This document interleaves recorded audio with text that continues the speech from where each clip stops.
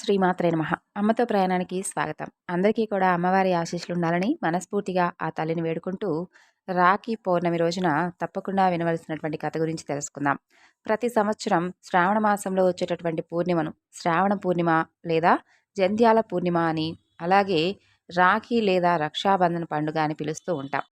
మరి ఈ రాఖీ పండుగ వెనుక ఉన్నటువంటి పురాణ కథ గురించి తెలుసుకుందాం.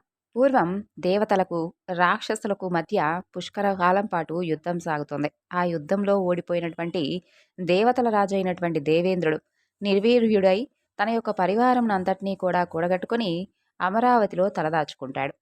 అలాంటి పరిస్థితిలో ఉన్నటువంటి ఆ యొక్క దేవేంద్రుడిని భర్త యొక్క నిస్సహాయతను గమనించినటువంటి దేవేంద్రుడి యొక్క భార్య ఇంద్రాణి శచీదేవి తగినటువంటి తరుణోపాయం కోసం ఆలోచిస్తూ ఆ సమయంలో ఆ రాక్షసరాజు చివరకు అమరావతిని కూడా దిగ్బంధన చేయబోతున్నాడు అని చెప్పి తెలుసుకొని భర్త దేవేంద్రుడకు సమరోత్సాహం పురిగొలిపింది.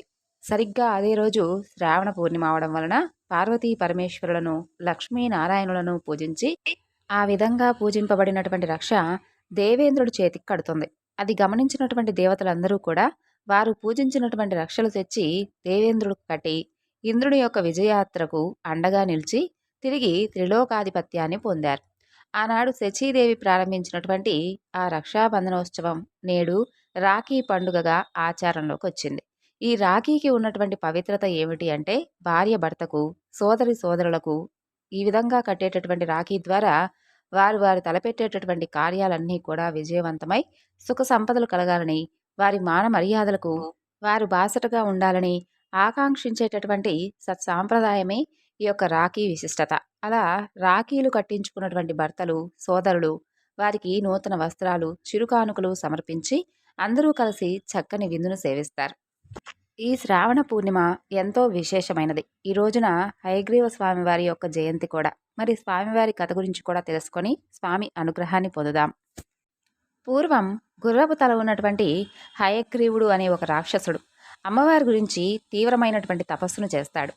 ఆ తపస్సుకు మెచ్చినటువంటి అమ్మవారు వరాన్ని కోరుకోమని అడుగుతుంది. అప్పుడు ఆ రాక్షసుడు ఇలా అడుగుతాడు, తల్లి, నాకు అసలు మరణం లేకుండా వరాన్ని ఇవ్వమ్మా అని అడుగుతాడు. అయితే అది అసాధ్యం అని చెప్పి ఆ తల్లి చెబుతుంది.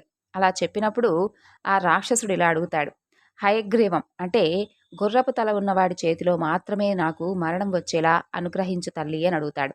అప్పుడు ఆ తల్లి రాక్షసుడిని అనుగ్రహించి అంతర్ధానమవుతుంది. ఆ వరంతో ఆ రాక్షసుడు దేవతలందరినీ కూడా ముప్పతిప్పలు పెడుతూ ఉండేవాడు. విష్ణుమూర్తి ఆ రాక్షసుడిని యుద్ధంలో నిరంతరం కూడా ఎదిరిస్తున్నప్పటికీ ఎలాంటి ఫలితం లేకుండా పోతుంది. చివరకు పరమేశ్వరుడు ఒక ఉపాయాన్ని పన్నుతాడు. అదేమిటి అంటే, శ్రీ మహావిష్ణువు యొక్క ధనస్సుకు బాణాన్ని సంధించి ఉంచి విపరీతమైనటువంటి అలసట కలిగేలా అగ్రభాగాన వాలి నిద్రపోతాడు. ఆయనను నిద్రలేపడానికి దేవతలెవ్వరికీ కూడా ధైర్యం సరిపోదు. అయితే ఆ దేవతలందరూ కూడా ఒక ఆలోచనకు వచ్చి వమ్రి అనేటటువంటి ఒక కీటకాన్ని పంపించి ఆ ధనస్సుకు ఉన్నటువంటి అల్లెతాడును కొరకమని చెబుతారు. అలా చేస్తే ఆ తాడు వదులై విల్లు కదిలి శ్రీ మహావిష్ణువుకు మెలకువ వస్తుందని వారు ఆలోచన. అయితే ఆ పురుగు తాడును కొరకగానే దేవతలందరూ ఊహించని విధంగా ఆ వింటికి ఉన్నటువంటి బాణం శ్రీ మహావిష్ణువు యొక్క మెడకు తగిలి ఆ దెబ్బకు శ్రీ మహావిష్ణువు యొక్క తల ఎటో ఎగిరి వెళ్ళిపోతుంది. దేవతలు అంతటా వెతుకుతారు, కానీ ఆ తల మాత్రం కనిపించదు. ఇక బ్రహ్మదేవుడు వెంటనే దేవిని గురించి తపస్సు చేస్తాడు. అప్పుడు ఆ తల్లి ప్రత్యక్షమై ఒక గుర్రపు తలను తెచ్చి శ్రీ మహావిష్ణువు యొక్క శరీరానికి అతికించమని చెబుతుంది. దేవతలందరూ కూడా అలాగే చేస్తారు. ఆ హయగ్రీవం అతికినటువంటి విష్ణుమూర్తిలో మరలా తిరిగి జీవం వచ్చి పైకి లేస్తాడు. ఆ లేచిన రోజే శ్రావణ పౌర్ణమి. ఆ తరువాత హయగ్రీవుడిగా మారినటువంటి శ్రీ మహావిష్ణువు ఆ రాక్షసుడిని సులభంగా జయిస్తాడు. ఇక అమ్మవారి యొక్క మహిమను, శ్రీ మహావిష్ణువు యొక్క తత్వాన్ని ఈ కథ మనకు తెలియజేస్తుంది. అందుకే శ్రావణ పూర్ణిమ నాడు హయగ్రీవ జయంతి కూడా జరపడం కనిపిస్తుంది. హయగ్రీవుల వారు హయశీర్షగా కూడా పిలువబడుతున్నారు. హయము అంటే గుర్రము, హయశీర్షుడు అంటే గుర్రపు తల ఉన్నవాడు. తెల్లని తెలుపు మానవ శరీరం. గుర్రం అంటే అశ్వం యొక్క తల, 4 చేతులు, శంఖము చక్రంపై 2 చేతులలో కలిగి ఉంటాడు. కింది కుడివేళ్లు జ్ఞానముద్రలో అక్షరమాలను కలిగి ఉంటాయి. ఎడమ చేతిలో పుస్తకం ఉంటుంది. శ్రావణ మాసంలో వచ్చేటటువంటి పౌర్ణమి ప్రతి ఒక్కరికి కూడా తెలుసు. అన్నా చెల్లెల అనుబంధం, అలాగే అక్క తమ్ముల అనురాగాలకు ప్రతీకగా ఆ రోజున మన భారతీయులందరం కూడా రాఖీ పండుగను ఘనంగా జరుపుకుంటాం. కానీ ఆ రాఖీ పండుగ రోజున ఎంతో విశేషమైనటువంటి ప్రత్యేకత ఉంది. అదే హయగ్రీవ స్వామివారి జయంతి. మన హిందూ మతంలో హయగ్రీవ స్వామిని కూడా సాక్షాత్తు శ్రీ మహావిష్ణువు యొక్క అవతారంగా భావిస్తాం. హయగ్రీవుణ్ణి జ్ఞానానికి, వివేకానికి, వాక్కుకు, బుద్ధికి, అన్ని విద్యలకు భగవంతుడుగా భావిస్తాం. హయగ్రీవ స్వామిని చదువుల భగవంతుడుగా కూడా పూజిస్తాం. అయితే శ్రీ మహావిష్ణువు ఈ విధంగా హయగ్రీవ స్వామివారిగా అవతరింపబడడానికి మరొక కథ కూడా ఉంది. అదేమిటంటే, ప్రతి కార్యం వెనుక ఒక కారణ సహితంగా ఉంటుంది అని పెద్దలు అంటూ ఉంటారు. ఇప్పుడు శ్రీ మహావిష్ణువు యొక్క శిరస్సు ఆ విధంగా తెగిపడడం కూడా ఒక సకారణమే. ఒకనాడు శ్రీ మహావిష్ణువు లక్ష్మీదేవిని అవహేళన చేస్తాడట. అందుకు ఆ తల్లి ఆగ్రహిస్తుంది. ఆమెలో తామస గుణం విజృంభిస్తుంది. అప్పుడు లక్ష్మీదేవి శ్రీ మహావిష్ణువును, నన్ను చూసి హేళన చేసినటువంటి నీ శిరస్సు తెగిపోవుగాక అంటూ శపిస్తుందట. ఆమె సంకల్పం వల్లనే ఇప్పుడు శ్రీహరి యొక్క శిరస్సు తెగి సముద్రంలో పడుతుంది. వైదవ్య రూపంలో తనకు రాబోయేటటువంటి ముప్పును కూడా గమనించినంతటి తీవ్రమైనటువంటి తామసీ శక్తి చేత ఆవేశింపబడి శ్రీ మహాలక్ష్మి ఇచ్చినటువంటి దారుణమైనటువంటి శాపానికి ఫలితమిది. అంతేకాదు, ఇప్పుడు శ్రీ మహావిష్ణువు యొక్క శిరస్సు తెగిపడడానికి ఇప్పుడు మన కారణం కూడా తెలుసుకున్నాం కదా. లోకకంటకుడైనటువంటి రాక్షసుడు హయగ్రీవుడనేటటువంటి ఆ రాక్షసుడిని సంహరించడానికి హయగ్రీవుడనేటటువంటి అవతారమూర్తి అవసరమయ్యాడు. అందుకే శ్రీ మహావిష్ణువు యొక్క శిరస్సును అదృశ్యం చేసింది అమ్మవారు. గుర్రపు తలను తెచ్చి శ్రీహరి శరీరానికి సంధించింది. విష్ణువు హయగ్రీవుడై అవతరించాడు. రాక్షస సంహారం సాగించాడు. హయగ్రీవుడు రాక్షసుడికి ఇచ్చినటువంటి వరం, లక్ష్మీదేవి శ్రీ మహావిష్ణువుకి ఇచ్చినటువంటి శాపం అంతటితో తీరిపోయాయి. శ్రీ మహావిష్ణువు లక్ష్మీదేవికి దక్కాడు. జగన్మాత పలికినటువంటి మాటలతో దేవేంద్రాదులందరూ కూడా కలత నుండి కాస్త తేరుకుంటారు. కర్తవ్యం వైపుగా కదలిక సాగిస్తారు. అమ్మవారి యొక్క ఆదేశం మేరకు హయశేషం ఒకటి తెచ్చి శ్రీ మహావిష్ణువు యొక్క మొండానికి అతికించి శ్రీ మహావిష్ణువు హయగ్రీవుడై కన్నులు తెరిచి జగన్మాత యొక్క మాయా విలాసాన్ని, జగన్నాటకంలో తన పాత్రను గుర్తించి హయగ్రీవ రాక్షసుని సంహరించి లోక కళ్యాణం కలిగించాడు. ఆ తరువాత హయగ్రీవుడైనటువంటి శ్రీ మహావిష్ణువు 1000 సంవత్సరాల పాటు జగన్మాతను గురించి తపస్సు చేసి సర్వ విద్యలకు అధిదేవుడయ్యాడు. అగస్త్యునికి లలితా తత్వాన్ని బోధించాడు. వసిన్నాది వాగ్దేవతల నోట వెలువడినటువంటి లలితా సహస్రనామ వైభవాన్ని తాను అందుకొని పరమేశ్వరుని సందర్శించి ఆ తల్లి అనుగ్రహంతో ఆ అనంతనామ వైభవాన్ని అగస్త్య మహర్షికి బోధించాడు. తరతరాల మానవులందరూ కూడా తరించడానికి గొప్ప దారిని చూపాడు. సత్వగుణ సంపన్నుడైనటువంటి శ్రీ మహావిష్ణు యొక్క తల తెగిపడటం, హయగ్రీవుడై లోకారాధ్యుడై దేవీ తత్వాన్ని ప్రబోధించడం ఆ పరాశక్తి మాయా విలాసమే. హయగ్రీవుని యొక్క వృత్తాంతం ఎవరైతే వింటారో, వినిపిస్తారో వారందరికీ కూడా సకల శుభాలు కలుగుతాయి. లక్ష్మీదేవి తొందరపాట్లో పెట్టినటువంటి శాపం కూడా లోక కళ్యాణార్థమే అని ఈ విధంగా చక్కగా దేవీ భాగవతంలో హయగ్రీవ స్వామివారి యొక్క వృత్తాంతం వివరింపబడి ఉంది. ఈ రోజున స్వామివారి కథ గురించి విన్నందుకు మనందరం కూడా అదృష్టవంతులం అనుకోవాలి. అంతేకాకుండా ఈ శ్రావణ పౌర్ణమికి గ్రహదోషాలు తొలగిపోవడానికి శివపురాణంలో చెప్పబడినటువంటి సోమనాథ్ జ్యోతిర్లింగ మహత్యం గురించి తెలియజేసేటటువంటి చంద్రుని కథ వింటే గ్రహదోషాలు తొలగిపోవడంతో పాటు పరమేశ్వరుని యొక్క అనుగ్రహం కూడా మనపై సంపూర్ణంగా ఉంటుంది. మరి ఆ కథ గురించి ఇప్పుడు మనం తెలుసుకుందాం. ఈ కథను సూత మహర్షుల వారు శౌనకాది మునులందరికీ కూడా వివరించారు. ఓ శౌనకాది మునులారా, 12 జ్యోతిర్లింగాలలో మొదటిది సోమనాథ్ జ్యోతిర్లింగం. అటువంటి సోమనాథ్ జ్యోతిర్లింగం గురించి ఇప్పుడు నేను మీకు చెప్పబోతున్నాను. శ్రద్ధగా ప్రతి ఒక్కరూ కూడా ఆలకించవలసింది అంటూ ఈ విధంగా చెప్తున్నాడు. పూర్వం బ్రహ్మమానస పుత్రుడు, ప్రజాపతులలో శ్రేష్ఠుడైనటువంటి దక్షుడు అశ్విని మొదలుకొని రేవతి వరకు 27 కన్యలను చంద్రుడికిచ్చి వివాహం చేశాడు. దక్షపుత్రికలు చంద్రుడి భార్యలుగా ఉండి చక్కగా శోభిస్తూ ఉన్నారు. బంగారంతో, మణిమణులతో బంగారంలా శోభిస్తూ ఉన్నటువంటి ఆ నక్షత్రాలు, చంద్రుడు పరస్పరము కూడా ప్రకాశిస్తూ ఉండేవారు. చంద్రుడు అశ్విని మొదలైనటువంటి వారిలో రోహిణీదేవిని ఎక్కువగా ప్రేమిస్తూ ఉండేవాడు. రోహిణితో సమానంగా ఎవరూ కూడా చంద్రుడికి ప్రియురాలు కాకుండా ఉండేవారు.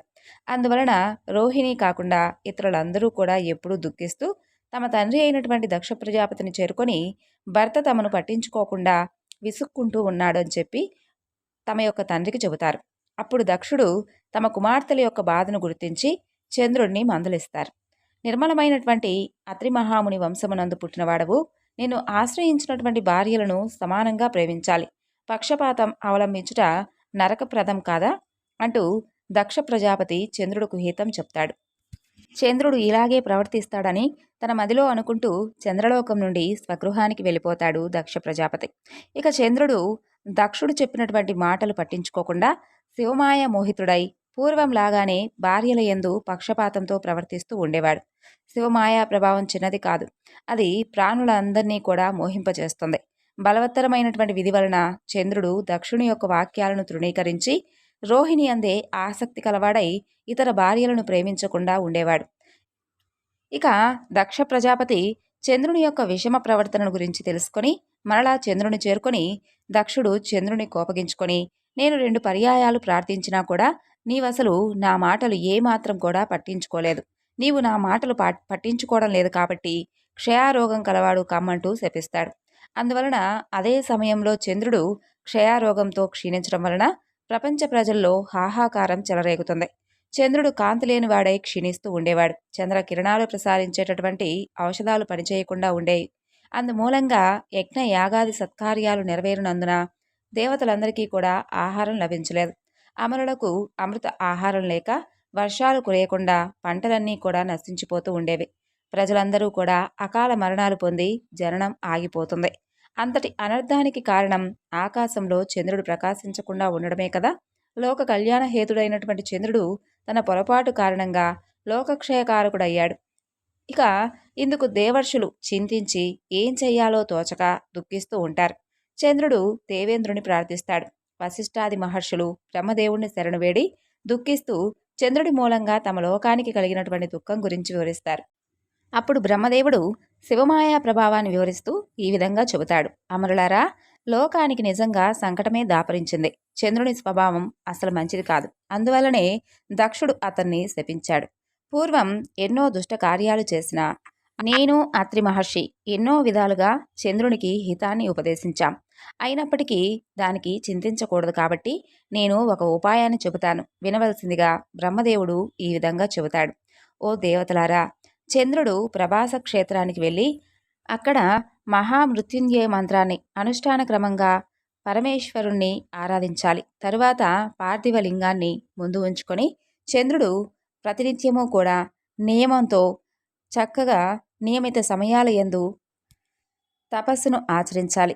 ఆ తరువాత పరమేశ్వరుడు ప్రత్యక్షమై చంద్రుడికి ఉన్నటువంటి క్షయరోగాన్ని పోగొడతాడు అంటూ బ్రహ్మదేవుడు ఈ విధంగా ఉపదేశిస్తాడు. ఇక చంద్రుడు అత్యంత నిష్ఠాగరిష్ఠుడై మృత్యుంజయ మహామంత్రాన్ని పఠిస్తూ పరమేశ్వరుని యొక్క నామాలను పూజిస్తూ 10 కోట్ల జపం పూర్తి కాగానే పరమేశ్వరుడు చంద్రుని యందు ప్రత్యక్షమై, భక్త వాత్సల్య చంద్ర, నీ కోరిక ఏమిటి అని కోరుకోమనగా చంద్రుడు, పరమేశ్వర శంకర, నీవు ప్రసన్నమవడమే నాకు నిజంగా సంతోషం కలిగించింది. అయినప్పటికీ ప్రస్తుతం నన్ను బాధిస్తున్నటువంటి ఈ క్షయరోగాన్ని నివారించి నా యొక్క అపరాధాన్ని క్షమించమంటూ ప్రార్థిస్తాడు. అప్పుడు పరమేశ్వరుడు ఈ విధంగా వరాన్ని ప్రసాదిస్తాడు. చంద్ర, కృష్ణపక్షమున దినదినమున నీ కలలు తగ్గుచుండుగాక. ఇక శుక్లపక్ష దినమున ఒక్కో కల చొప్పున పెరుగుతూ ఉండుగాక. ఈ పెరుగుట తగ్గుట రెండూ కూడా సృష్టికాలం ఉన్నంత వరకు నిరంతరము కూడా కొనసాగుగాక.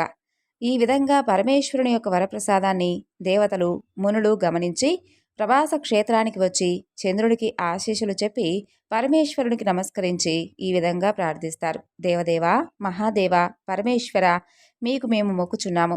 పార్వతీదేవితో కూడా నీవు ఈ క్షేత్రంలో నివసించాలి. చంద్రుడు భక్తితో స్తుతించగా పరమేశ్వరుడు ప్రసన్నమై ప్రభాస క్షేత్రం గొప్పదని నిరూపించేందుకు, చంద్రుని యొక్క కీర్తి వ్యాపించేందుకు చంద్రుని పేరుతో సోమనాథుడు అని పిలువబడుతూ భక్తుల యొక్క పూజలను అందుకుంటూ క్షయ, కుష్టి, మహారోగాలను నశింపచేయువాడై అక్కడ జ్యోతిర్లింగమై నివసించడానికి స్వామివారు అంగీకారాన్ని వ్యక్తపరుస్తారు. ఇక చంద్రుడి పేరుతో పరమేశ్వరుడు ప్రభాస నివాసాన్ని ఏర్పరచుకొని లోకాన్ని పునీతం చేస్తూ ఉన్నాడు. ఇందుకు కారణమైనటువంటి చంద్రుడు ఎంతటి ధన్యుడో, ఎంతటి కృతార్థుడో అని సజ్జనులు భావిస్తూ ఉంటారు. ఆ యొక్క ప్రభాత క్షేత్రానికి ప్రదక్షిణ చేసిన వారు పృథ్వీ ప్రదక్షిణా ఫలం పొందుటయే కాకుండా జీవితాంతం స్వర్గంలో నివసిస్తారు.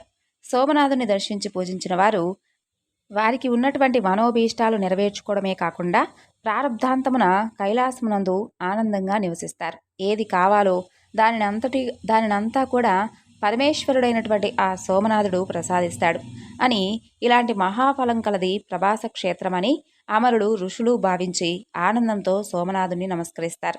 ఇక చంద్రుడు పూర్వం వలె ఆకాశమును రాణిస్తూ తన యొక్క కర్తవ్యాన్ని నెరవేరుస్తూ ఉంటాడు. శౌనకాదులారా, సోమనాథుని యొక్క మహిమను విన్నారు కదా. కాబట్టి నీవలే లోకంలో నివసించువారు ఈ కథను విన్నా వినిపించినా సకల దోష పాపాలు తొలగిపోయిన వారై సత్కామ్యములన్నీ కూడా ఈ జన్మలోనే పొందుదురు అంటూ సూత మహాముని శౌనకాది మహాములందరికీ కూడా వివరించినటువంటి సోమనాథుని యొక్క కథ ఇది. ఈ శ్రావణ పౌర్ణమి నాడు ఎవరైతే ఈ కథను భక్తి శ్రద్ధలతో వింటారో వారందరిపై కూడా ఆ పరమేశ్వరుని యొక్క అనుగ్రహం సంపూర్ణంగా ఉంటుంది.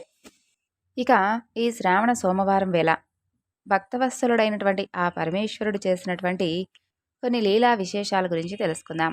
పరమేశ్వరుడు భక్తవత్సలుడు, ఆశ్రిత జన పక్షపాతి. రోజులో ఎవరైనా సరే కేవలం ఒక్కసారైనా ఓం నమ శివాయ అంటే చాలు సర్వశుభాలను కలిగేలా చేస్తాడు. ఆ స్వామి నామాన్ని ప్రతిరోజు స్మరించేవారికైతే అసలు సర్వ ఐశ్వర్యాలు లభిస్తాయి. ఎలాంటి ఆపదలు దరిచేరవు. అపమృత్యు భయం అస్సలే ఉండదు. భక్త సులభుడైనటువంటి ఆ మహేశ్వరుడే ఎంతటి కరుణామయుడో ఇప్పుడు మనం తెలుసుకోబోయేటటువంటి ఈ కథ ద్వారా మనందరికీ తెలుస్తుంది.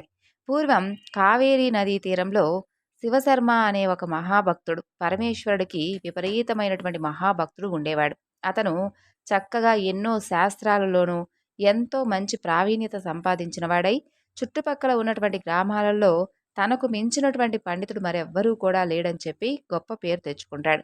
ముఖ్యంగా జ్యోతిష వ్యాకరణ శాస్త్రాలలో ఎంతో పేరు ప్రఖ్యాతులను సంపాదిస్తాడు. ఆ దంపతులకు ఇద్దరు కుమార్తెలు. ఇద్దరికీ కూడా మంచి వరులతో వివాహం జరిపిస్తాడు. అదంతా కూడా ఆ పరమేశ్వరుని యొక్క అనుగ్రహంగా భావిస్తాడు. ఇక అతని భార్య పేరు సుమతి. ఆమె కూడా భర్తకు ఎప్పుడూ కూడా చేదోడు వాదోడుగా ఉండేది. ప్రతిరోజు కూడా పరమేశ్వరుని చక్కగా పూజించుకుంటూ ఉండేవారు ఆ దంపతులు. ఇక ప్రతి పౌర్ణమి నాడు శివశర్మ రుద్రాభిషేకం చేసుకుంటూ ఉండేవాడు. ఆనాడు ఇంటికి ఎవరైనా వస్తే బంధువులకు కానీ స్నేహితులకు కానీ ఆ దంపతులు భోజనం పెట్టకుండా పంపించేవారు కాదు. ప్రతి క్షణం శివశర్మ దంపతులు ఆ పరమేశ్వరుణ్ణి స్మరిస్తూ కాలం గడుపుతూ ఉండేవారు. అంతలో ఒక్కసారిగా శివశర్మకు ఏదో కంటి వ్యాధి వచ్చి చూపు సరిగ్గా కనిపించడం మానివేసింది. ఎన్ని రకాల మందులు వాడినా ఫలితం లేకపోతుంది. అలా రోజురోజుకి కంటి చూపు ఇంకా మందగించసాగింది. చూపు సరిగ్గా కనిపించక ఒకనాడు కాలికి ఏదో వస్తువు తగిలి పట్టడంతో మోకాలు విరిగి 2 నెలల పాటు మంచం మీదనే ఉండవలసినటువంటి పరిస్థితి ఏర్పడుతుంది. ఎప్పుడూ కూడా ఆ పరమేశ్వరుడిని స్మరించేటటువంటి మాకు అసలు ఇన్ని బాధలు ఎందుకు వచ్చాయా అని ఆ దంపతులు ఎంతో కృంగిపోతారు. ఇక ఓ పరమేశ్వర, అసలు ఏమిటి ఈ ప్రారంధం, ఎందుకు మాకిన్ని బాధలు తండ్రి అనుకుంటూ పదే పదే మొరపెట్టుకుంటారు. ఎంతటి వారికైనా పూర్వజన్మ పాపఫలం అనుభవింపక తప్పదు కదా. కానీ పరమేశ్వరుడు దయామయుడు. శివశర్మ యొక్క పాపఫలం తీరడంతో తన భక్తుని ఇంటికి తప్పకుండా ఆయనే రావాలని నిర్ణయించుకుంటాడు. స్వామి అతన్ని రక్షించాలని భావిస్తాడు. ఇక మరునాడు ఉదయం వారింటికి సాక్షాత్తు ఆ పరమేశ్వరుడే ఒక వృద్ధ బ్రాహ్మణుడి రూపంలో వస్తాడు. శివశర్మ దంపతులకు ఆ బ్రాహ్మణుడిలో ఏదో దివ్యమైనటువంటి తేజస్సు కనిపిస్తుంది. ఆ దంపతులిద్దరూ కూడా ఆ బ్రాహ్మణుడికి నమస్కరించి ఇలా అంటారు: స్వామి, తమరు దివ్య తపస్సంపన్నులాగా ఉన్నారు. మా యందు దయతలచి అసలు మాకు ఉన్నటువంటి ఈ బాధల నుండి విముక్తి పొందేటటువంటి మార్గం ఏదైనా ఉంటే సెలవివ్వండి అంటూ ప్రార్థిస్తారు. అప్పుడు ఆ వృద్ధ బ్రాహ్మణుడి రూపంలో ఉన్నటువంటి పరమేశ్వరుడు వారితో ఇలా అంటాడు: నాయనలారా, మీ బాధను నేను తెలుసుకున్నాను. మీ బాధలన్నీ కూడా తొలగిపోయే ఉపాయం చెబుతాను. ఇక్కడికి ఒక రాత్రి ప్రయాణ దూరంలో శివగిరి అనే ఒక గుట్ట ఉంది. ఆ గుట్టపై వెలిసినటువంటి పరమేశ్వరుడు నిజంగా మహాశక్తి సంపన్నుడు. మీరు త్వరలోనే వెళ్ళి ఆ స్వామిని దర్శించండి. ఆ స్వామి దివ్య దర్శనంతో మీ బాధలన్నీ కూడా వెంటనే తొలగిపోతాయి అని సెలవిస్తాడు. ఇక శివశర్మ భార్యతో కలిసి మరుసటి వారమే బయలుదేరి శివగిరి ప్రాంతాన్ని చేరుకుంటాడు. ఆ విధంగా కొండ మీదకు మెట్లు సరిగ్గా కూడా ఉండవు. కొండ కూడా కొంచెం ఎత్తుగా ఉంటుంది. కంటి చూపు సరిగ్గా కనిపించక కాలి నొప్పితో అస్సలు ఎక్కగలనా అని శివశర్మకు సందేహం వస్తుంది. కొండపై నుండి కిందకు దిగుతున్నటువంటి భక్తులను ఇంకా ఎన్ని మెట్లు ఉన్నాయి అని అడుగుతాడు. వారు శివశర్మ దంపతులతో దాదాపు 1000 మెట్లు ఉన్నాయని, 2 గంటల కంటే ఎక్కువే సమయం పడుతుందని చెబుతారు. శివశర్మకు ఎంతో బాధ కలుగుతుంది. ఈ కాలి నొప్పితో ఎలా ఎక్కగలనా అని ఆలోచిస్తూ ఉంటాడు. కానీ మనసులో ఆ వృద్ధ బ్రాహ్మణుడే కనిపిస్తూ ఉంటాడు. ఎలాగైనా ఎక్కాలి అని నిశ్చయించుకొని నెమ్మదిగా భార్యను ఆసరాగా చేసుకొని పాపం రొప్పుతూ రొప్పుతూ ఆ కొండ ఎక్కుతూ ఉంటాడు. మెట్లు చాలా ఏటవాలుగా ఉండి ఎక్కడానికి కష్టంగా ఉంటాయి. శివశర్మ ప్రతి 10 మెట్లకు ఒకసారి కూర్చుంటూ ఉంటాడు. అలా 200 మెట్లు ఎక్కేసరికి అతనిలో ఉన్నటువంటి ఊపిరి పూర్తిగా పోతుంది. ఇక ముందుకు వెళ్ళలేనటువంటి పరిస్థితి ఏర్పడుతుంది. ముందుకు వెళ్ళలేనని చెప్పి భావించి ఉన్న చోటనే కూర్చుంటాడు. అప్పుడు మెట్లెక్కుతున్నటువంటి ఒక భక్తుడు వారి దగ్గరకు వచ్చి, స్వామి నాతో పట్టురండి, మీరు తేలిగ్గా మెట్లెక్కగలుగుతారని చెప్పి శివశర్మను చేయి పట్టుకొని లేపుతాడు. శివశర్మకు ఆ భక్తుడి చేయి తగలగానే ఒక్కసారిగా శరీరమంతా ఏదో విద్యుత్ ప్రసరించినట్లుగా అవుతుంది. అంతే, అతని చెయ్యి పట్టుకొని శివశర్మ 1000 మెట్లు చకచకా ఎక్కేస్తాడు. కొండపైకి రాగానే ఎదురుగా కొద్ది దూరంలో పరమేశ్వరుని యొక్క ఆలయం అద్భుతంగా వారికి దర్శనమిస్తుంది. ఇక శివశర్మ దంపతులిద్దరూ కూడా కళ్ళు మూసుకొని ఆలయం వైపు తిరిగి స్వామికి నమస్కరిస్తారు. అంతే, ఆశ్చర్యం! కళ్ళు తెరవగానే శివశర్మకు ఉన్నటువంటి కంటి వ్యాధి పూర్తిగా నయమవుతుంది. కంటి చూపు మునుపటి కంటే కూడా శక్తివంతంగా అనిపిస్తుంది. ఎంతో సంతోషంతో ఆ పరమేశ్వరుణ్ణి దంపతులిద్దరూ కూడా ఎన్నో విధాలుగా స్తుతిస్తారు. అప్పటి వరకు తనను చెయ్యి పట్టుకొని తీసుకొచ్చినటువంటి ఆ భక్తుడి కోసం అటు ఇటు అంతా కూడా తిరిగి చూస్తారు. ఆశ్చర్యంగా అప్పటి వరకు వారితోనే ఉన్నటువంటి ఆ భక్తుడు వారికి ఆ సమయంలో కనిపించడు. ఆ చుట్టుపక్కల అంతా కూడా వెతుకుతారు. కానీ ఎక్కడా కూడా ఆ భక్తుడు వారికి కనిపించడు.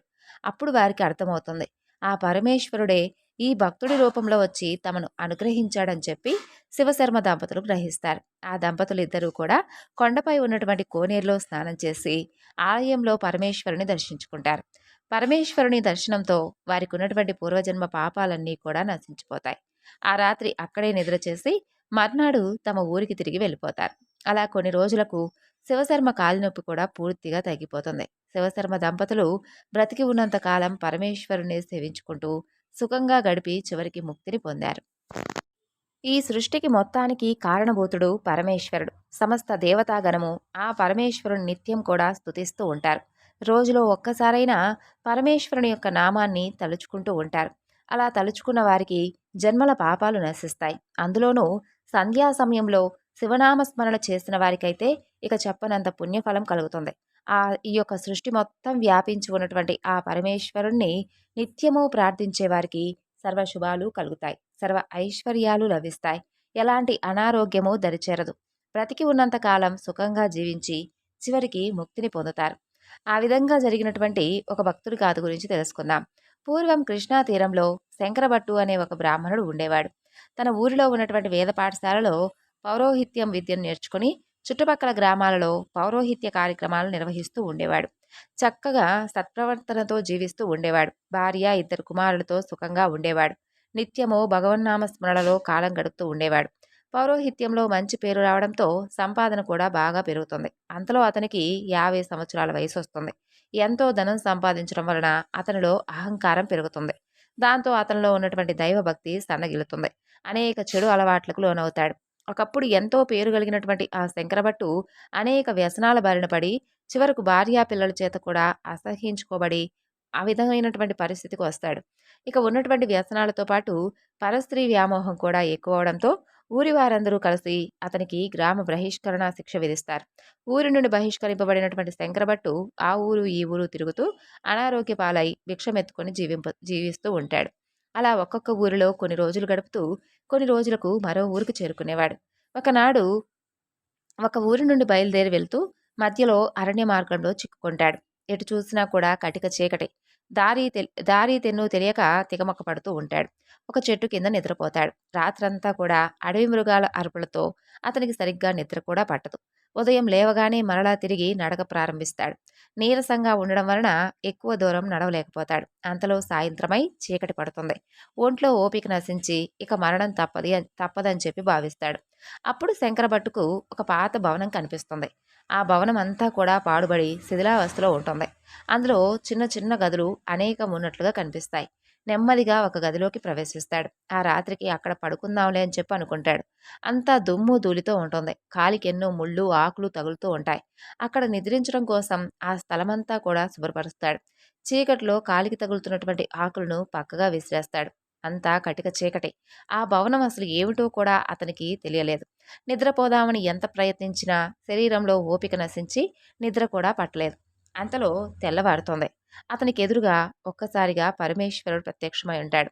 శంకరభట్టుతో ఇలా అంటాడు. నాయనా శంకరభట్టు, నీవు ఇంతకు ముందు ఎన్నో పాపాలు చేశావు, ఒప్పుకుంటాను. కానీ నిన్న రాత్రి నీవు తెలియక చేసినటువంటి నీ పనుల వలన నేను నీ పట్ల ఎంతో ప్రసన్నుడనయ్యాను. నిన్న నాకు అత్యంత ప్రీతికరమైనటువంటి మహాశివరాత్రి పర్వదినం. నువ్వు అడుగుపెట్టినటువంటి ఈ ప్రదేశం మహేశ్వరం అనే పేరుతో ఒకప్పుడు ఎంతో చక్కగా విరాజిల్లింది.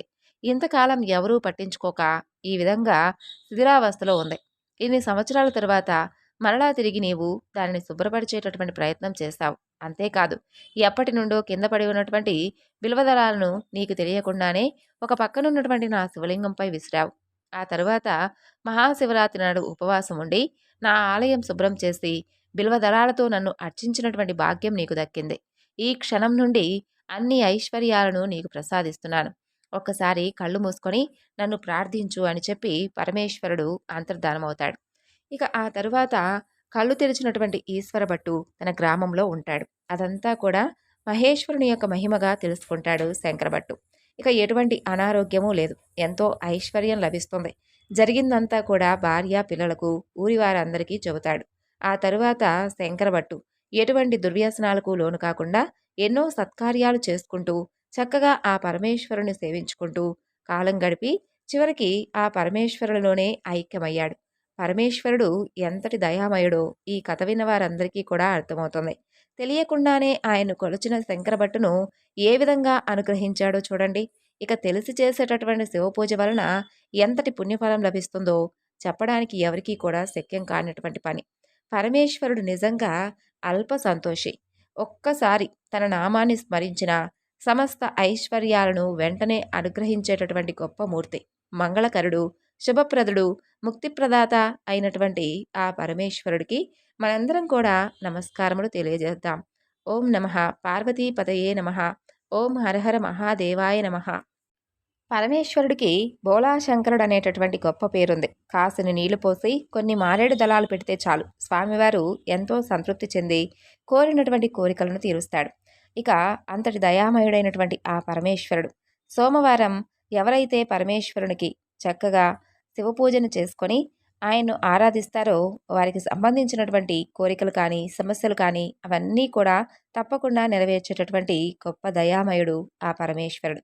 జాతకంలో ఏలినాటి శని ఉన్నా, అర్ధాష్టమ శని ఉన్నా, అష్టమ శని దోషాలు ఉన్నా సోమవారం రోజు రాగి పాత్రలో గంగాజలం తీసుకొని రుద్రమంత్ర సహితంగా పరమేశ్వరునికి అభిషేకం చేస్తే శని దోషాల వలన కలిగేటటువంటి బాధలకు ఉపశమనం కలుగుతుంది. అలా 11 సోమవారాలు నియమ నిష్ఠలతో కనుక ఎవరైతే చేస్తారో వారికి సత్వరమే ఫలితం ఉంటుంది. అభిషేకం చేసేటటువంటి శివలింగం రావి చెట్టు కింద ఉన్నట్లయితే ఇంకా మరింత శ్రేష్టం. పరమేశ్వరుని యొక్క పూజలో చిత్తశుద్ధి చాలా ముఖ్యం. ఏదో ఒకలాగా మొక్కుబడిగా పూజ పూర్తి చేసి ఫలితాల కోసం ఎదుర్చూడటం శుద్ధదండగ. మనస వాచ కర్మన చిత్తశుద్ధితో పూజించినటువంటి వారికే సత్వర ఫలితాలు ఉంటాయి. పరమేశ్వరుని యొక్క పూజలో మనం సమర్పించవలసినటువంటి ముఖ్యమైనది భక్తితో కూడినటువంటి మనసు. అందుకే అంటారు కదా, చిత్తశుద్ధి లేనటువంటి శివ పూజ లేలరా అని. కాబట్టి మనం ఎంత ఘనంగా పూజ చేస్తున్నాం అనేది కాదు ముఖ్యం, ఎంత భక్తితో చేస్తున్నాం అనేది మాత్రమే స్వామి చూస్తారు. కేవలం భక్తికి మాత్రమే పరవశించేటటువంటి భక్తవ శంకరుని యొక్క అనుగ్రహం పరిపూర్ణంగా మనందరిపై ఎప్పుడూ కూడా ఉండాలని మనస్ఫూర్తిగా ఆ పార్వతీపతిని మరొకసారి వేడుకుంటూ ఈరోజు చెప్పుకున్నటువంటి ఈ కథలన్నీ కూడా మీ అందరికీ కూడా నచ్చాయి అనుకుంటున్నానండి. మరొక చక్కని వివరణతో మరలా కలుసుకుందాం. అంతవరకు నమస్కారం. సర్వం శ్రీ లలితార్పణమస్తు. స్వస్తి.